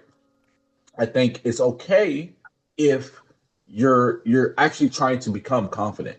Like lines? if you try to get the experience, right? Let's say you like something, right? It don't matter what it is. It could be I'm a writer, Mhm. right? And you actually not confident in your writing at all, yeah. right? But when you go to class, you be like, man, I write better than all you niggas, man. I'm that nigga, girl. And they Yeah. like, for real, let me see something. Man, shit, man, my shit fire. In your brain, you like, I really hope you think it's fire. Really think it Exactly. was but and then it might be Yeah. fire, right? He'd be like, oh no, this shit not right. Now you just build confidence, right? Confidence. You It's just like you you just leveling got up. yeah, you got solidified in what you tried Man. to fake. It's like you tried to fake in poker and you won, right? And it's like, but I'm trying to get there. Now, if you're just faking confidence to fake confidence, right? Oh, To yeah. get a woman, Yeah. right? To get a woman, because that's what niggas do. You try to fake confidence, you try to riz to get the Perpetrate. woman, but you actually don't have it, right? Mm. And you're not actually actively trying to obtain it. It's Oh, going to fall. you It's going to get fall on your face at that Yeah. Yep. point. And the thing It's like is, when you were it's like when you were kids, like cats be like, oh man, I fought this, I won this, I did bro, nobody's winning every time, bro. Like if you fought and every time you won, you didn't fight a lot. Nigga say I'm Mayweather, nigga. I ain't never lose. Yeah, like no, bro. Nobody's that nice. Not at 13. You're not Hell that no. nice. Hell no. I Okay? got beat plenty of times. I ain't gonna hold Exactly. you. Like I said, I got wiped a few times. Like Yeah, I you got in the beat plenty middle of of the times. beating, so you just hoping for the beating to be over because you already know you wiped. You know what I mean? Yeah. Like, I'd be like, who's going to intervene in yeah, like it's this? something like where's the adult? Where their parents at? Where's the teachers? Why they You not know doing what their I'm saying? Like job? somebody stop this. This is y'all know what I was talking about my anxiety, right? I have Mhm. a lot of it. It's still with me till this day. However, where Rico spoke on the way I suppressed that and developed it to be something that is just natural in me now is through the facade of confidence. See, I knew when I went to college I had this, that probably was in Job Corps as well, but I know it happened in college. I knew that I was quiet. I knew that, I get nervous when talking to a lot of people, and I be like, young, if this person say something to me, I gotta have an answer. You know what I mean? Instead of learning it or having an answer in real time. So what I'll do is gather as much information as possible. I'm a very detailed person, and what I did was I faked socializing. You know what I mean? Like it was very, but I needed things to happen in a certain type of way. Like I needed to know who was in the room. I need to know why they was in the room. I need to know who's who before I enter the room. Now, if I had all that information, I'm having the conversations already in my head. Okay, if this person says this to me, I'm gonna say this, or I'll have three things I'll say. So I'll be equipped. What I couldn't deal with was not knowing any information before I entered the room. So I trained myself to understand every situation, and it's a detriment now, it's a gift and a curse. Understanding and receiving as much information as possible before I make a decision. And that's how I am naturally now. Like it just happens. And people be like, you know, you were like that. I'm still like that, but you will never know because I already did my homework before I even turned that corner. So that faking it until you make it. I faked it until it became Real. me. That was tactical. Yep. Became Very real. tactical. Mm-hmm. See, He had I to never kind of really like wish did. into existence. Yeah, Yeah. I never really did the fake it to I made it kind of thing, and I think sometimes that is how sometimes I was able to get some really great mentors also because like I had a speech impediment when I was a kid. And then Same. on top of that, I'm from Baltimore, so we already say stuff weird anyway. Okay, so now you putting both of them on together, it's a problem. So when I got to overcome my speech impediment, if you were anywhere near me, I was going to talk to you. Mm, Okay, straight up, exercise. I was going to talk to you because I can talk now. And guess what? You going to listen. But at the But at the same time, if somebody said something and I truly didn't have any knowledge of it or skill of it or I couldn't relate, I would straight up be like, I don't know nothing about that. I found out when you are genuinely honest about something and you're genuinely interested in something and you tell somebody, I don't know nothing about that, 98% of the people be like, let me show you a thing or two about a thing or two. Not for real. Yeah. And They that's try to how help I you. thought. Yeah, I started getting a bunch of different mentors. Like if I went out there, man, I can fight this, do this, this. I don't know if I'd have met some of the other people that I trained with to fight because they'd be like, I don't need to train him. He good. Mm. But they'd be like, man, so and so. I'm like, hey, I don't know nothing about that. Come here over here on this mat. Let me show you blah, blah, blah. That. You know, I met a lot of interesting people by being, I don't know if you want to call it humble or having humility or whatever, but Yeah, just being, it's You been yeah, it's having humility, Mm. yeah. I which wasn't is true. good. I wasn't being no sucker. I wasn't being soft, but I was genuinely like, yeah, I don't know jack about that. You don't Most know, you don't people, know. once they find out you don't know jack about something they know, oh, you got them locked in now. Because now they get to gain that confidence by helping you. Correct.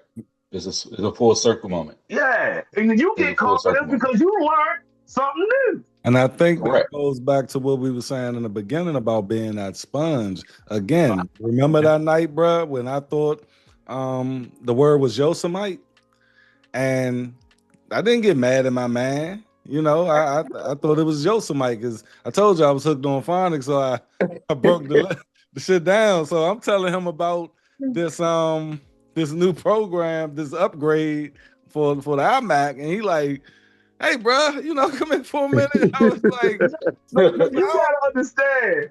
tell him He about that. had said it I was before. about to go on the show and say this. Yeah, he had said it before, and because I love him, that's my like I love him like a brother.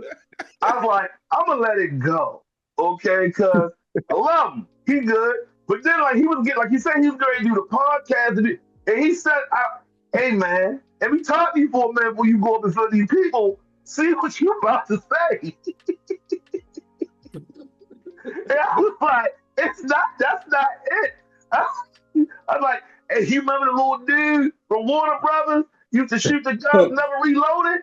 He's like, Yosemite. yeah. I was like, he's like, and he said it. He was like, Yosemite Sam. I was like, yo, it's about the same, bro.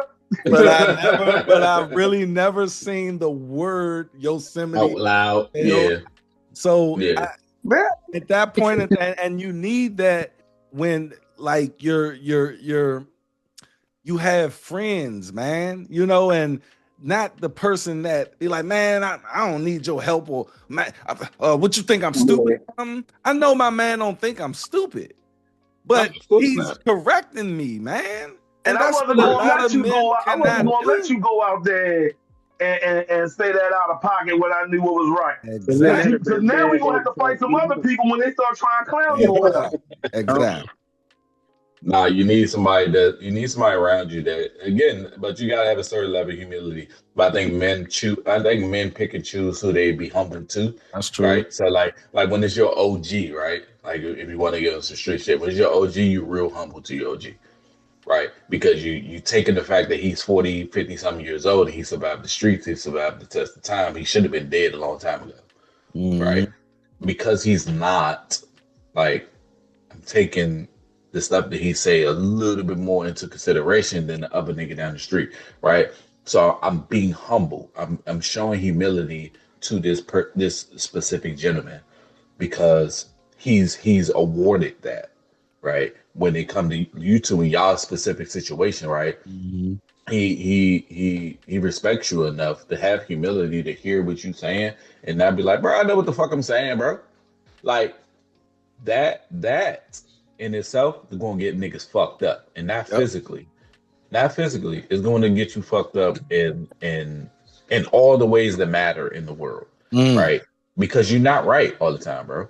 Yep. Like I Exactly. call like my brother know that I call myself Rico the Great. I call myself Rico the Great. I think I'm awesome and all these other things. I'm fucking amazing. I'm not always right. All right. I'm not always right. I say it all the time. I've been wrong once, I'll be wrong again. Yep. Right. It's okay. It's okay to be wrong. I admit when I'm wrong. Hey, I'll be like, hey, let me go back and think on that. Like being able to be humble Mm. because you're not infallible, Mm. right? You're not gonna walk through the planet being right about all things. You don't even know all things. Half of you niggas can't put two pieces of wood together, right? And I'm Like sorry what? to say, a man who knows everything understands that he knows nothing Nothing. at all. Nothing. Nothing that fucking all. You don't know shit. And I think niggas need to know that when they are deficient in something, it's okay. That's why we're social species, right? We need everybody else to help us with things we don't know. And I like that y'all had that thing and you was like, I would let my man rock because I mean it ain't nothing crucial. It's just a pronunciation situation. And Mhm. then Yeah. you hear that he's about to go in front of viewers across the world, and you're like, all right, so now I can't allow I him can't to, allow Yeah, that. I yeah, can't allow that to happen. I can't allow him to be out in the world spewing ignorance because not Mhm. only is it ignorant in itself, but I don't want him to be ignorant because I know he's not dumb. But the average person that's going to look at him going to think that he's dumb by saying the stuff that he's saying Or because they they don't know him. or they may not know the word, and now I done taught someone Yosemite, and they're Yeah, gonna as the word. And Now then they now gonna you take done it and fucked up the run. whole world. I Now ain't everybody beefing. I don't know that I done changed this world in England. You know what I'm Yeah. saying? Now it's Now you Yosemite. Now you got a whole bunch of Yosemitonians going behind you. You know what I mean? And now they beefing because you remember that time on social media when everybody was trying to say if the dress was white or blue. Now you done Yeah, created that paradox. Yep. yeah. Yep. You created a paradox now. But Yep. I'm gonna tell you, man, one of the hardest parts of my life. Because another thing I think, as far as man, we got to show a range of emotions to a certain degree. And I'm gonna say this because one of the hardest parts of my life was coming up as a older teen, early 20s, in the late 80s, early 90s. Because everybody had to be hard. Mm. All right. Everybody had, and let me explain something. You cannot be hard 24/7. You Hell can't nah. wake up and make hard breakfast. You can't you can't you can't change your daughter's diapers hard. Like there's certain I'm stuff fucking you dead, can't bro. be hard in. I can't go to my daughter's recital and sing the ABCs with her hard. Like you have to show a range of emotions. And that era, everybody had to be hard. And if I You had get to do it hard all over boiled too. again, I wouldn't do it that way again because that was a miserable time in my life. Because there were certain other emotions I'd like to have expressed, but I was like, I can't do that now. Right. It's You done hilarious. committed to this now. You like, Yeah, I'm fully committed to being hard 24/7. I got it, but I got to tell my daughter night night hard. Night night, little nigga. Night night, I nigga. can't be, I gotta be hard all the time. I think Night night, nigga. society wants men to think that they can't express emotions, but I think what we have to do is more manage our emotions. Yeah, You know, it's a the management thing. management thing. Yeah, I have emotions. I cry. I'm sad. I'm angry. I'm frustrated. But it's how you don't allow your emotions to get out of your control. So now yeah, you're out of control. You're out of structure, and no one is going to listen to you after that is displayed. Now you yeah. look like a crazy person. Now people look at you like a joke. So I try to Or they tell look at you people as you super dangerous and I gotta get away from you. exactly. man, Yeah, I think I mean, I know this ain't part of your prompt, bro, but I think it'd be probably be helpful if everybody says if you were face to face, right, with a young black guy, pick whatever age you want, young Mm. boy or man, um, what would you say to him? Like, it don't gotta be done crazy. Just what would you say to him to just put him on a proper track that you think that will suit him well for the foreseeable future? I actually, I'm glad. That's crazy that you asked that question because, in my apartment building when I first moved here, it was, I seen somebody, laying in the bottom of the joint, look like a homeless person, right? First, couple nights I switched shifts. Now, long story short, I seen the guy. He looked like he's about 28, 26, 20, up in his late 20s or something. And I got him up. I'm like, bruh, I mean, he had Jordans on, dude. It looked like he just was, down bad. And I was about to go upstairs, but I'm like, bro, are you good? He was like, man, um, yeah, I'm homeless, man. People don't fuck with me. I drink a lot, and I just mm, don't. I got a daughter. I'm like, bro, ho. Come back in here. He sat down, and I talked to this man for a good 40 minutes. And what I yeah, don't do is I don't sugarcoat shit. Like I said with my daughters, I don't sugarcoat shit. I said, bro, you don't have a job. He said, man, I ain't got no job, and I'm trying to look forward. I'm like, man, you need a job. You need a job, bruh. Now, at the end of the day, if you was a little Homeless. kid out here, I'll be like, whoa, little kid, what are you doing? I need to go get you help. No, you a grown man, bruh. Now, I can hear your story and I can sympathize with you. I was there. Trust me, I was there.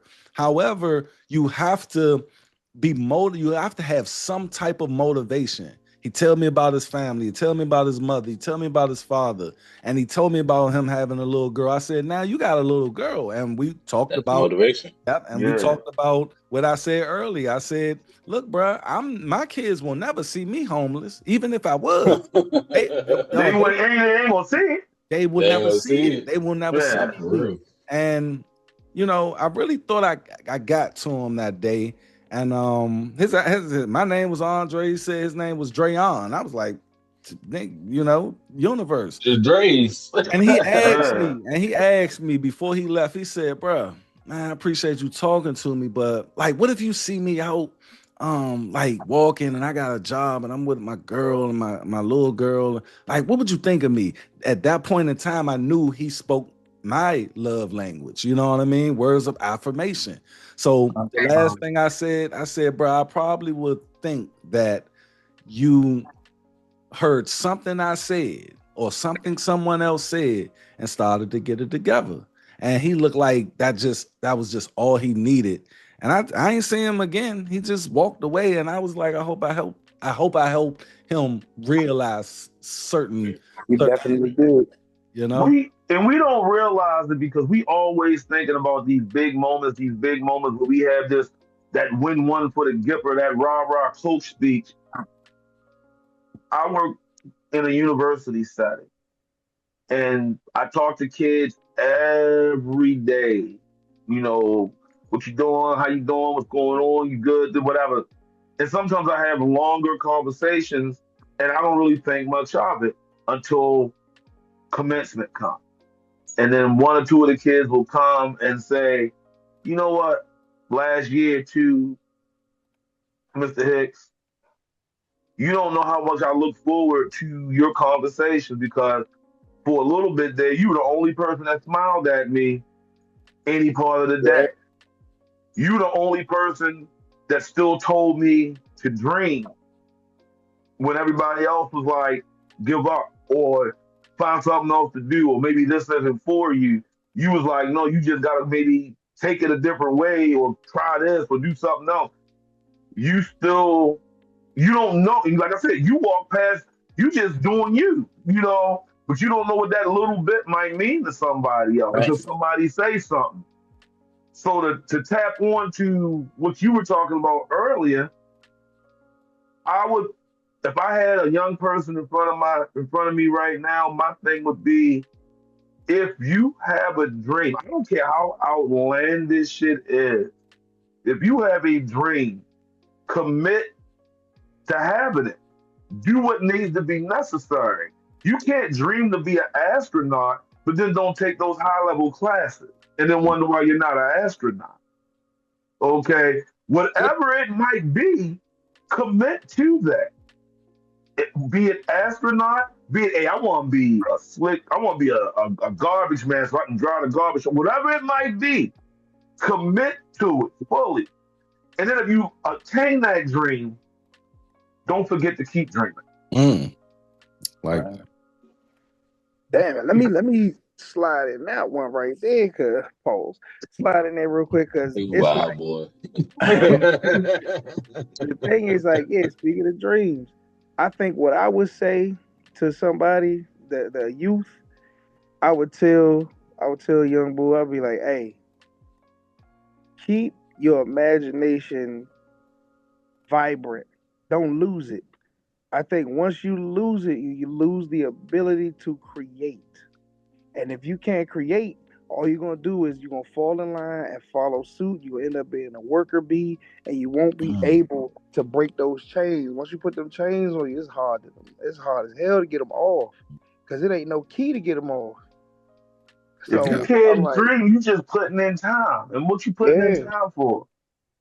You wasting. still gotta be able to dream. all this stuff we got came from somebody's dream and imagination. A Mm. phone. Somebody had to think like, I wonder what it'd be like if I spoke to somebody from California right now. Like, no.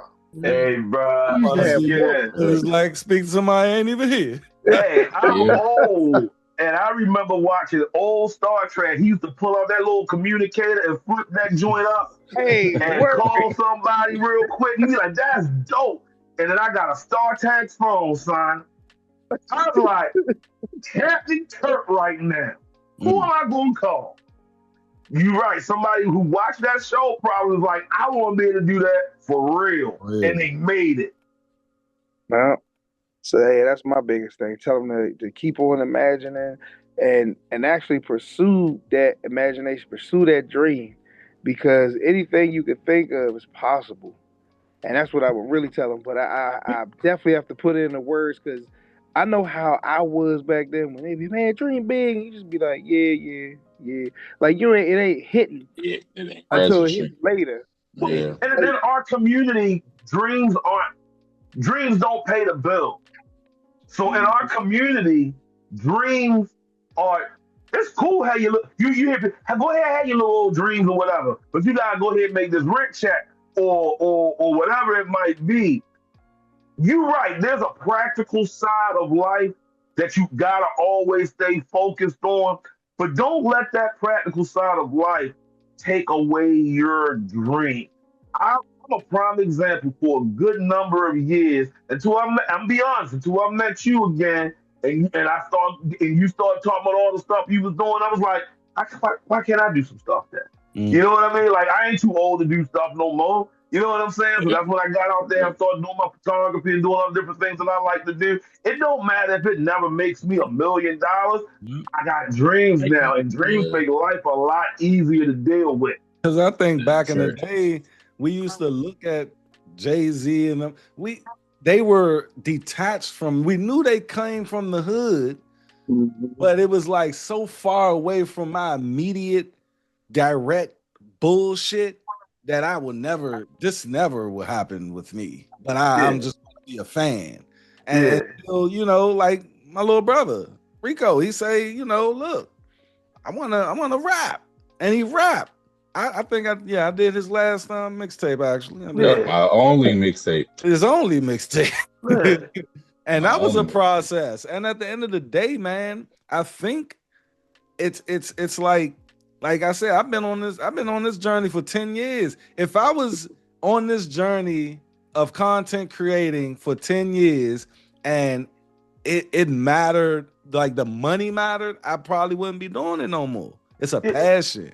You We see? don't understand how Yeah, something you important love to our do. dreams are. Our dreams are lubricant for the world we have to live in. Mm, And if you don't Yeah, have that lubricant, that's why your world will screech to a halt. mm, yeah. You can't I just kill keep yourself. going out every day, paying bills, make sure the lights on. You're gonna burn old and bitter. But if we have our dreams, that's the lubricant to keep on going. I'm doing this so I can still pursue my dream. I'm doing this so I can still get that scar and go out there and have some range therapy. I'm doing this so I can still go out here and get that tire hole that I put 20s on and keep them clean. I'm doing this, whatever your dream is, because I'm not trying to side your dream. Whatever your dream is, that's the lubricant for the soul. And kids nowadays come up with, even in school now, they don't want them to dream no more. They want them to take these tests and move on to do this and move on to do that and to get a job that these kids already know they're already going to be behind the 8 ball as soon as they get to. So why are they motivated to do such? yeah. Yeah. Because you don't allow them to have dreams anymore. And Rico, what you gonna say to that young man? I agree with him. That your dream, or we say dream like it's something extravagant. It's not that. Sometimes it's not always extravagant. Sometimes it's something really mediocre, right? But that's what you want to do, right? That whatever that thing is that you want to do, um, it is it is the lubricant for you to keep pushing in the real world, right? That quote unquote dream, that is that's the byproduct of the things that you're doing in the real world. Um, but what I would tell that a young person is, um, I like to start off with a couple of things. One, I like to tell the person the harsh reality. And the harsh reality is the world don't give a fuck about you, bro. They don't care. They don't Mm, care if you broke. They don't care if you good looking. They don't care if you're rich. They don't care about none of that shit. The world don't give a fuck about you. And once you understand the world don't give a fuck about you, then you start to maneuver in the world in a way that benefits you and everybody that you hold dear, right? mm, Once you're able to understand that the world is a cruel and unruly bitch that don't like you, right? Once you understand that, then you start maneuvering in the world appropriately. And I want you to be able to maneuver through the world appropriately. I want you to be able to know who's cool and who's not, who like you, who don't, who's an enemy and who's a ally. And I mm, want you to be able to box these people off in different perspectives, utilize who you need to utilize, and actually go after what you want. I want you to figure out what you want. I want you to be able to know if you want to be a rich person, if you want to be a good person, if you want to be a decent person, if you want to be just well off. Like, Mm, everyone is not built to be a billionaire. That's okay. Everyone's not going to be a billionaire. Hey, everyone's not going to be a millionaire. Hey, everyone's not going to be a thousandaire. Right? Know what the fuck you want. Know what the fuck you capable of. Really understand who the fuck you are. And once you understand that, then you can start making moves. Make moves for yourself. Use people and the loved ones and the stuff that you care about to be your battery. If you have a kid, let that be your battery. If you mm, end up getting a girl or a wife, let it be your battery. You'd be surprised at how much those things can push you to do things that you never thought you could do, right? And to push you to be the man that you never thought you can be, right? And I want you to be open to that. But I also want you to always, you know, push forward and do all the things that you need to do while having the wherewithal to know that the world and the people around you may not always be the best people for you. mm, It's okay to be secluded. It's okay to be isolated, but understand that you can't do all things by yourself. You're going to need someone or something to help propel you to the next level or the next stage of your life that's going to help you to propel your children to the next stage of their life. You mm, need you need an actual balance. You need balance in life. You need to have yourself. You need to have the confidence in which we spoke of, right? You need to have that masculinity in which we spoke of. You need to have all these things in place and then have a specific direct goal in mind and just go full-fledged at it. Do not bullshit. Do not fake the funk to the point that you're not actually being having actions behind it. You need to actually go for what needs to be done. And if you do that, the likelihood of you being successful is high. It's extremely high, especially in a climate that we're in today, because most of the men that's out today are some fucking idiots. mm, They're fucking idiots. They're basking in a ray of light that's not there. mm, If you the one that's actually actively going after your things, you know how the world works. Inquire your masculinity. Be stern in who you are. Actually build status in the world. And I guarantee you, once you acquire the status, once you acquire the profession, once you get the work, once you acquire the money, there's little to no one that's going to tell you what the fuck you can and cannot do. Build your credit score. Do what you need to do. You want to be able to function in this world that don't want you to function. mm, And please, when you do it, please understand you don't have to settle for nothing. The happiest you could be is with a woman, but you can be content without one. And boom. once you understand that, then you start to move a little bit differently, you know. And I want men to be with women. I want men to have children with women. I want people to be families. That's what I want, right? And I want that for all black men. But that's not the case. Not all the time. We live in the real world where most people aren't in those situations. But I want people to thrive for that. I want people to strive for that. And in the event that you it don't pan out for you, at least, at the very least, you know that you have built yourself up to be an exceptional man, that you can still put amazing things on this planet before the day that you go. And that's the only goal, to leave the world better than what you left it. Because you're going to die. We Mm, all are going to. We ain't figure it out yet to not die. So at least leave the world better than what you left it. In some people cases, that's having a child. And mm, I was hopefully about your to hit that, child, man.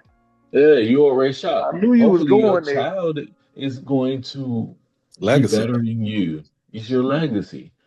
But some people maybe you won't have a child. But hey, maybe you'll be Mark Zuckerberg. And you know what though? Or it can be your work. It's just It could be your work, Steve any type Jobs. of work. It can be Steve Jobs. You can be the next Steve Jobs. You revolutionized the phone.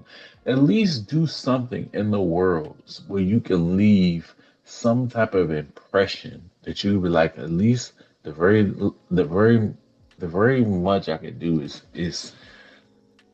leave the world something.